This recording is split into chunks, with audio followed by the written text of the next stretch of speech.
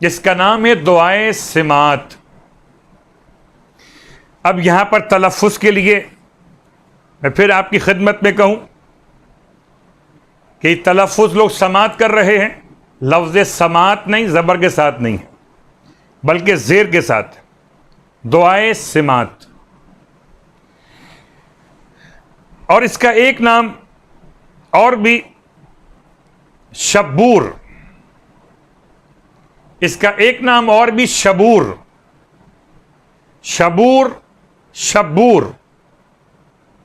اور سماعت. تو آئیے پہلے اس لفظ کی وضاحت کر دیں کہ اس کے نام کی جو تعلیل ہے، جو توجیہ ہے، العلۃ فی تسمیتہ بدعاء السماعت. کیا سبب ہے کہ اس دعا کا نام رکھا گیا دعائے سماعت؟ ذکرہا کثیرون، بہت سے افراد نے، علماء نے بیان کیا کہ قیل سماعت اے علامات. سماعت کا مطلب جمع ہے سمتن کی، اور سمتن کہتے ہیں علامتن کو. اول اسماء، یا سماعت کا مطلب اسماء، دعائے اسماء. دعائے سماعت، دعائے علامات یا دعائے الاسماء. وقیل ایضا الاسم الاعظم، اور ایک قول یہ بھی کہ اس دعا کا نام ہے دعائے اسم اعظم. والشبور تعنی العطا. شبور عربی کے اعتبار سے شبرا، شبور با پر پڑھا جائے زبر یا با پر سکون رکھا جائے شبور یا شبور، اس کے معنی العطا. تو دعائے عطا، دعائے اسم اعظم، دعائے الاسماء اور دعائے العلامات. یا شبور پڑھا جائے تو یہ لفظ ہے عبرانی. یہ عجیب بات ہے، شبور کے معنی ہے وہ بانسری جس میں سے آواز ہوا کے ساتھ ہو کر نکلتی. اور اب اس کو شبور کے نام سے کیوں یاد کیا گیا؟ وَالسَّبَبُ تَسْمِيَتِهِ بِالشَّبُور ذَكَرَهَا الشَّيْخُ الْكَفْعَمِي. کہتے ہیں اس کا نام جو شبور رکھا گیا، اس کی وجہ بیان کی شیخ الکفعمی نے. شیخ ابراہیم الکفعمی الجبلی العاملی، بڑی عظیم شخصیت، اپنی کتاب بلد الامین کے اندر لکھتے امام جعفر صادق علیہ الصلوۃ والسلام سے فَلَقَدْ أَوْحَى اللَّهُ بِهَذَا الدُّعَاءِ لِنَبِيِّ اللَّهِ مُوسَىٰ، کہ اللہ نے وحی فرمائی اس دعا کی اپنے نبی موسیٰ علیہ السلام پر. وَقَدْ كَتَبَهُ قَوْمُهُ، اور قوم نے اس دعا کو لکھا. وَنَفَخُوهُ فِي أَبْوَاقٍ، اور بانسری کے اندر اس دعا کو لکھ کے ڈال دیا. عندما حارب یوشع بن نون العمالیق، جبکہ موسیٰ علیہ السلام روانہ ہو رہے تھے، یوشع بن نون لشکر کے امیر قرار پائے تھے عمالیق سے جنگ کے لیے. اس وقت یہ دعا جناب موسیٰ علیہ السلام پر نازل کی گئی تھی، دعائے شبور. ایک اور لفظ کی وضاحت کر دی جائے، تشابہ لفظت و شبور ما اسماء الامامین الحسن والحسین و اخوہم المحسن بالسریانی. عبرانی زبان میں ہو تو اس کے معنی کیا ہوئے؟ بانسری. اگر عربی زبان میں ہو تو معنی کیا ہوئے؟ العطا. اور اگر زبان سریانی میں ہو تو اس کے معنی ہوئے شبر و شبیر و مشبر. اب ایک لفظ کے 3 لغتوں کے ساتھ رشتے قائم ہو گئے. اب آئیے دعا کے نام کے رکھے جانے کی علتیں آپ نے سماعت فرمائی. اب کچھ اس کی فضیلتیں سماعت فرمائی. وفی فضل ھذا الدعاء یقول الامام الصادق علیہ السلام. یہ بات یاد دلا دوں کہ اس دعا کے بارے میں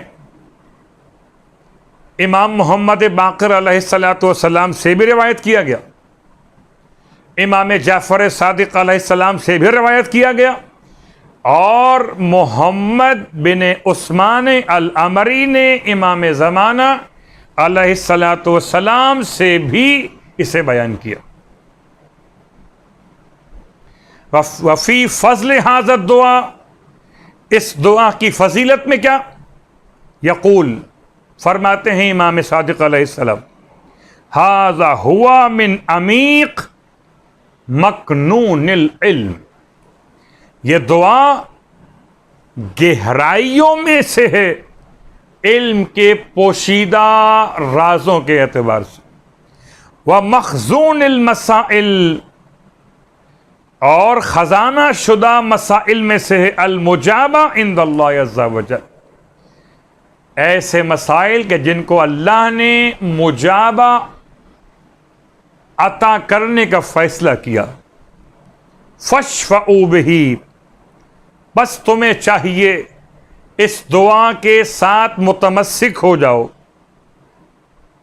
اس کے ذریعے سے اپنی حاجات کو طلب کرو. وَاکْتُمُوهُ إِلَّا مِنْ أَهْلِهِ, اسے چھپاؤ سوائے اس کے جو اس کا اہل ہو اسے دے سکتے ہو, اور جو اس کا اہل نہ ہو اسے یہ دعا نہ دی جائے. وَلَيْسَ مِنْ أَهْلِ الصُّفَهَاءِ وَالصِّبْيَانِ وَالنِّسَاءِ وَلَا الْمُنَافِقُونَ, کسی صفی شخص کو, بچے کو, نہ سمجھ کسی خاتون کو, اور منافقین کو یہ دعا نہ دی جائے. وَهُمُ الظَّالِمُونَ حَقًّا فَلَا تَدْفَعُوهُ, اور جنہوں نے آل محمد پر ظلم کیا انہیں تو ہرگز یہ دعا عطا نہ کی جائے. فَإِنَّهُ مِن سِرِّ اللَّهِ الْمَخْزُونِ, یہ اللہ کا ایسا راز ہے جو پوشیدہ ہے. وَعِلْمُهُ الْمَكْنُونَ, اور اس کا علم پوشیدہ رکھا گیا. اس دعا کی شرح کے لیے علماء نے اپنے قلم کو حرکت دی. 21 سے زیادہ علماء نے اس دعا کی شرح لکھی ہے, جن میں علامہ مجلسی علیہ الرحمہ کتاب بحار الانوار جلد نمبر 87, شیخ الکفعمی شیخ ابراہیم اپنی کتاب میں صفت الصفات فی شرح دعاء السمات, السید کاظم الحسینی الرشتی شرح دعاء السمات, ہاں شیخ عباس قمی شرح دعاء السمات, عبد الواسع بن محمد علامی تونی کاشانی وسیلۃ النجات فی شرح دعاء السمات, محمد علی بن محمد نقی آل اسفور شرح دعاء السمات و شرح 40 حدیث, السید عبداللہ شبر کشف الحجاب للدعاء المستجاب فی شرح دعاء السمات. میں نے چند علماء کے نام آپ کی خدمت میں لیے کہ جنہوں نے اس دعا کی شرح کو لکھا. اب آئیے, کہتے کہ مستحب ہے اس دعا کی تلاوت کرنا جمعے کے دن آخری ساعت.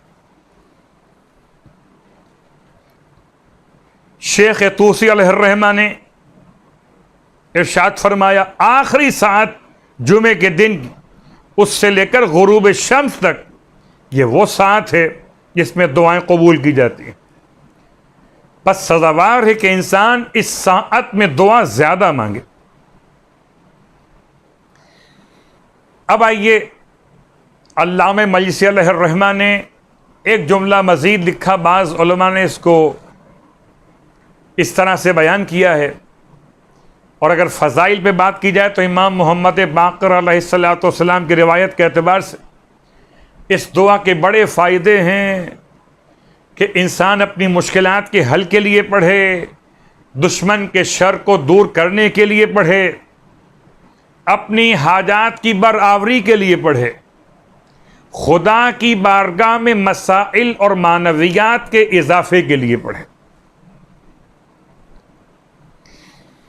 اس کے ساتھ ساتھ امام فرماتے ہیں جو میں جانتا ہوں اس دعا کے بارے میں، اگر کوئی اور بھی جان لے کہ اس کے اثرات کیا ہیں، اس کے فضل کیا ہے، اس کے فائدے کیا ہیں، آخرت میں اس کے پڑھنے والے کا مقام کیا ہوگا، آپ فرماتے ہیں میں اگر قسم کھاؤں اس دعا کے بارے میں کہ اس میں اعظم ہے، تو میں اپنی قسم میں صادق رہوں گا۔ دعا السمات۔ اب اسم اعظم کی بحث انشاءاللہ بعد میں کریں گے، اگر موقع رہا اور ہم ان تمام تر شروحات کو بیان کر سکے جو اس کے بارے میں الفاظ کے حوالے سے۔ امام فرما رہے ہیں میں قسم کھاتا ہوں، حلف اٹھاتا ہوں کہ اس دعا میں اسم اعظم ہے۔ اگر یہ دعا کے بارے میں لوگوں کو علم ہو جائے تو لوگ تلواروں کی دھاروں کو برداشت کرتے ہوئے دعا کی طرف آگے بڑھیں گے۔ اور بعض ترجمہ کیا ہے روایت کا کہ یہ ایسی دعا کہ تلواریں بے اثر ہو جائیں۔ اس دعا کی تلاوت کے خاص فوائد میں سے، اور اگر نہ پڑھ سکیں تو بعض علماء کہتے ہیں اس کو لکھ کر اپنے ساتھ رکھیں، اس کا بھی اثر اپنے مقام پر۔ دعا السمات۔ ینقسم الدعاء الی ثلاثۃ اقسام۔ آج ابتدائی منزل پر ہم بات کر رہے ہیں کہ یہ دعا میں 3 طرح کی باتیں بیان کی گئیں۔ ینقسم الدعاء، دعا تقسیم ہے 3 اقسام کی طرف۔ القسم الاول التوجہ والتوسل